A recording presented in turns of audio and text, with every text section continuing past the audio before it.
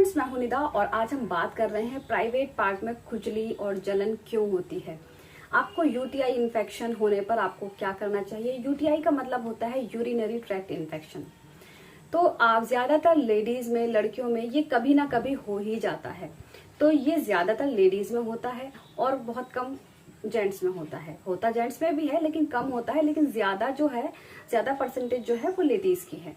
तो आपको क्या करना चाहिए, क्या घरेलू उपाय है और किस तरीके से आप इससे बच सकती हैं और इससे आसानी से छुटकारा पा सकती हैं अगर आपको हो गया है तो। देखिए, ये क्या होता है, लैक्टोबैसिलस एक बैक्टीरिया होता है जिसकी कमी होने के कारण, जैसे आप बहुत सारे प्रोडक्ट यूज करती हैं जिसकी वजह से ये इसका जो है ग्रोथ कम हो जाती है और उसकी वजह से वहां पर आपको यीस्ट इन्फेक्शन आपको हो सकता है। यीस्ट इन्फेक्शन की वजह से आपको हो सकता है, ज्यादातर ये होता है फंगल इन्फेक्शन की वजह से, आपको एसटीडी की वजह से भी आपको ये डिजीज हो सकती है। अब इसको नजरअंदाज बिल्कुल नहीं करना चाहिए। अगर आप नजरअंदाज करेंगी तो आपको काफी सारी दिक्कतों का सामना करना पड़ सकता है। अब बात कर रहे हैं यूटीआई की, यानी कि यूरिनरी ट्रैक्ट इन्फेक्शन। देखिए, महिलाओं और पुरुषों में ये नॉर्मली हो जाता है, लेकिन ज्यादातर मैंने आपको बताया ये महिलाओं में होता है।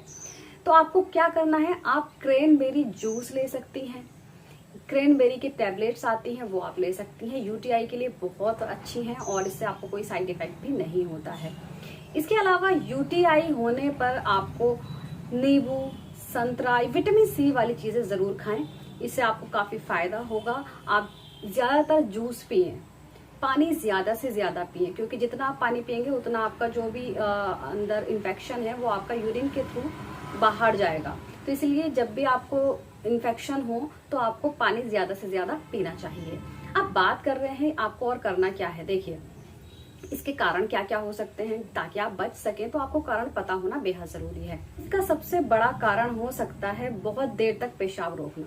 देखिए, अगर आप अपना यूरिन को बहुत देर तक रोक के रखती हैं, जैसे मान लीजिए आप ऑफिस में हैं, कुछ काम कर रही हैं, आपको लग रहा है चलो थोड़ी देर में चले जाएंगे, तो इसकी वजह से भी आपको ये इन्फेक्शन हो जाता है। आपको प्राइवेट पार्ट में इचिंग हो सकती है, जलन हो सकती है, इन्फेक्शन होने के कारण होता है।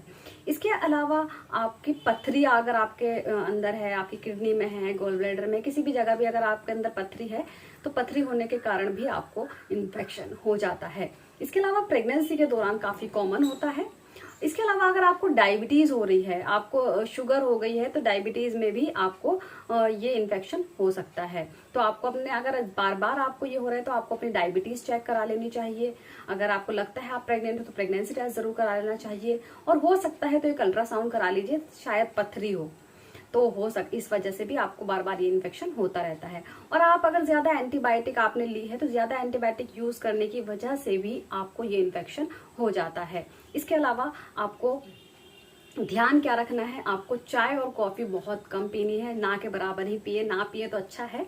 अब आप करना क्या है, नारियल पानी इस चीज के लिए बहुत अच्छा होता है। आप नारियल पानी डेली पिए, इससे काफी फायदा होगा। इसके अलावा आप करना क्या है, जो घरेलू उपाय है मैं आपको बताने जा रही हूँ।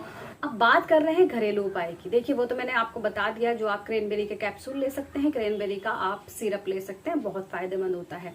अब घरेलू उपाय क्या कर सकते हैं, देखिए, 2 चम्मच सेब का सिरका आपको लेना है, 1 चम्मच उसमें शहद डालना है, और उसको क्या करना है, 1 गिलास गुनगुने पानी में डाल करके आपको उसको सुबह खाली पेट पीना है।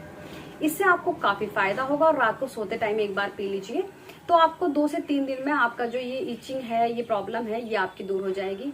लेकिन इस टाइम पर आपको क्या करना है, जब भी आपको ये प्रॉब्लम हो रही है, बहुत ज्यादा फंगल इन्फेक्शन हो चुका है और बहुत ज्यादा इचिंग हो रही है, तो एक तो टाइट, मतलब जो भी आप पैंटी यूज करते हैं वो बहुत ज्यादा टाइट ना पहने, और आपको उसको धूप में जरूर सुखाना है। मतलब जैसे नॉर्मली लोग सुखा लेते हैं घर में, लेकिन उसको धूप में जरूर सुखाना है, क्योंकि मॉइस्चर होने के कारण उसके अंदर बैक्टीरिया रह जाते हैं, जिसकी वजह से आपको बार बार इन्फेक्शन हो सकता है।